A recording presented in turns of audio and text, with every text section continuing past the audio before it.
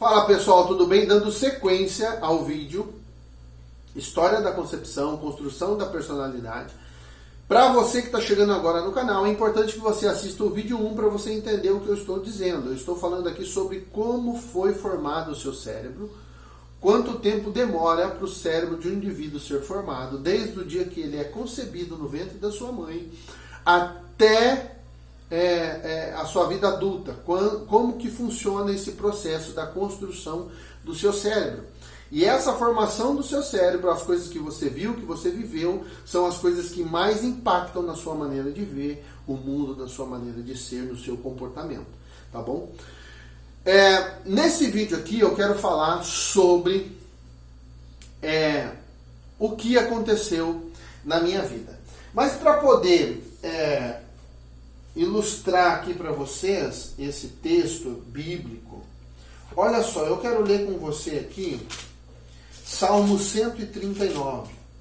Esse salmo é um salmo lindíssimo, fala da grandeza do poder de Deus sobre nós, como Deus nos conhece, sabe tudo da nossa vida. Então eu quero ler esse texto aqui para você, para te dar uma base, para te dar um fundamento, para fundamentar a tua vida. Olha só, Salmo 139, versículo 13, diz assim: pois formaste o mais íntimo de meu ser, tu me teceste no ventre da minha mãe. O salmista tinha esse discernimento de que no ventre da mãe dele ele estava sendo formado pelas mãos de Deus. Esse texto aqui, teceste, fala de como se fosse aquela mulher que está fazendo a roupinha do bebê que vai nascer. Então Deus estava tecendo você com as próprias mãos ali, com todo o cuidado. Deus estava te formando no ventre da tua mãe. Graças te dou, porque de modo assombroso fui feito, maravilhosamente. Tuas obras são maravilhosas, e eu sei muito bem. O verso 14, né? Verso 15. Meus ossos não estavam escondidos de ti, quando eu era formado em segredo, tecido nas profundezas da terra. Teus olhos podiam ver-me como um embrião, mas em teu livro todos os meus dias estavam escritos. Meus dias foram moldados antes que qualquer deles existisse. Eu me emociono com esse texto da palavra de Deus, com a grandeza do amor de Deus. Quando eu tive acesso a esse texto, e esse texto foi ensinado para mim, eu pude entender o tamanho do amor de Deus pela minha vida. Eu vou te contar aqui rapidamente o que aconteceu comigo. Eu sempre, desde criança, eu tinha uma dor dentro de mim. Eu vi muita briga dentro de casa, muita violência, muita confusão. A gente tinha que correr para o meio da rua de madrugada. Meu pai chegava bêbado, drogado, espancava a minha mãe, a gente tinha que correr para a rua. E eu tinha uma dor dentro de mim. Eu me sentia muito rejeitado, havia uma dor de mim. E eu não sabia que era isso, entende? Que era rejeição, mas era uma dor. Eu sabia que algo dentro de mim não estava certo. E eu cresci e fui para o mundo, né? A minha mãe sempre, quando eu era criança, ela nos levava à igreja. Mas eu não conseguia ver Deus como um pai de amor, um pai amoroso. Eu não conheci na minha infância um Deus amoroso. Porque a criança, ela enxerga Deus da maneira que ela enxerga o pai terreno dela. Entende? Então você vai enxergar Deus como você enxerga seu pai terreno. Se o teu pai é um protetor, amoroso, cuidadoso, né, te dá limite, te dá segurança, você vai ver isso em Deus. Agora, se teu pai é violento, ausente, indiferente, abusivo, você vai pensar que Deus é isso. Tá? Então, eu fui crescendo, adolescente, sempre com essa dor, dessa rejeição dentro de mim, vivendo a vida.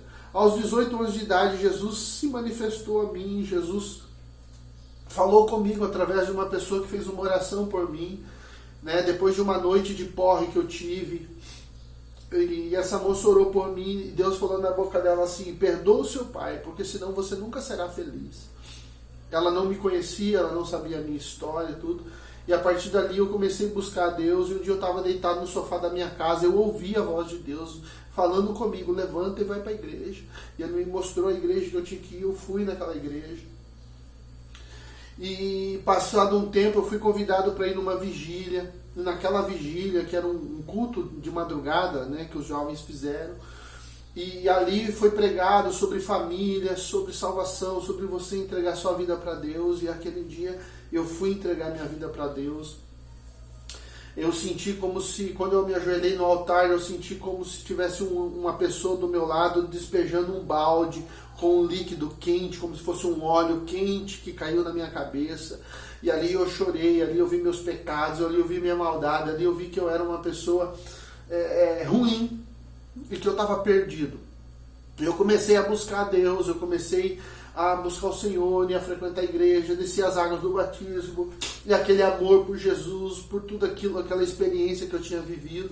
Mas essa experiência, ela foi sendo abafada pelos meus traumas, pelos meus problemas emocionais. Entende? Eu fui salvo no meu espírito, mas a minha alma era doente. E eu buscava Deus e tal, e eu sempre sofrendo com esse sentimento de rejeição. Aí eu me casei, tive um monte de problema, né? E aí durante um período do meu casamento, eu com a minha esposa, a gente estava separado, e eu com aquela dor, daquela rejeição dentro de mim. E aí eu decidi fazer terapia. Fui fazer terapia, estava passando por... tomando remédio para depressão. Não estava depressivo, estava com a alma doente, tá? Não é o remédio que ia me curar. E aí eu fui fazer a terapia. No primeiro dia da terapia, a terapeuta falou assim para mim, a psicóloga: eu preciso saber a sua história, eu preciso saber como você foi gerado, você foi planejado, como estava seu pai e sua mãe, me traga essas informações. E aí eu fui falar com a minha mãe.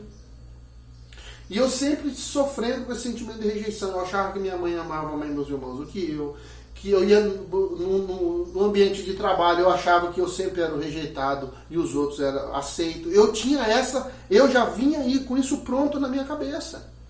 E eu sofria com isso. E aí eu fui falar com a minha mãe e eu ouvia coisa assim que eu jamais imaginei ouvir. Porque por mais que eu tive todos aqueles problemas com meu pai, eu antes dele morrer eu o perdoei, mas ainda sofrendo com essa dor, né? E quando eu fui fazer essa terapia, o meu pai já tinha morrido. E aí a minha mãe falou assim: olha, meu filho, eu falei: mãe, eu quero saber. E a psicóloga pediu para eu perguntar para a senhora como que estava o seu casamento com o pai e tal, a gravidez e não sei o que. Como é que estava isso, mãe? Preciso que a senhora me diga, né? O que aconteceu. Aí a mãe falou assim: olha, meu filho, o teu pai te rejeitou desde o primeiro dia que eu falei que eu estava grávida. Foi como tomar um soco, sabe? Na barriga. Uma dor entrou dentro de mim ali. Ali eu chorei, conversei com a minha mãe, falei para ela como que eu via as coisas, que eu achava que ela amava mais meus irmãos do que eu. E ali eu abri meu coração. E eu saí dali aquele dia com muita raiva, por não saber disso antes. E é uma confusão na minha cabeça. Meu pai já tinha morrido e eu já pensando assim: pô, se ele tivesse vivo eu ia xingar ele agora, né? Eu ia...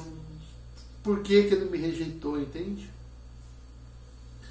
E aí eu fui para terapia, levei essa informação para psicóloga, chorei um monte e tal. Beleza. O tempo foi passando e aquela informação foi ajustando o meu coração. Porque ao mesmo tempo que era uma informação que doía, em saber que o meu pai tinha me rejeitado, ao mesmo tempo eu passei a entender por que eu me sentia daquela forma. E que agora eu sabia onde estava o problema.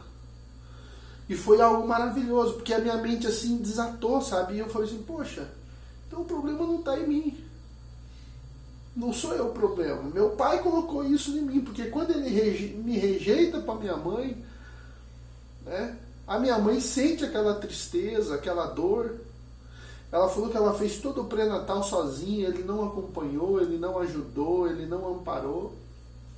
E um mês, mais ou menos, antes de eu nascer, ele bateu na minha mãe, deu um soco na barriga dela. Teve complicações na hora de eu nascer, fiquei internado, né?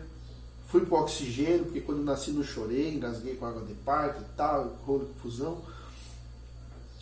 Quando bem bebezinho, a mãe falou que fiquei mais de um mês internado, dela me tirou por conta do hospital, porque eu estava só definhando dentro do hospital, sem o calor dela, sem a presença dela, né? Então, essa informação de que eu fui rejeitado, ao mesmo tempo que ela me feriu, ela começou a me curar. Porque eu entendi que o problema não estava em mim. Eu não era o problema. Fique comigo, para o vídeo não ficar muito longo, e acompanhe o próximo vídeo. E conhecereis a verdade, e a verdade vos libertará.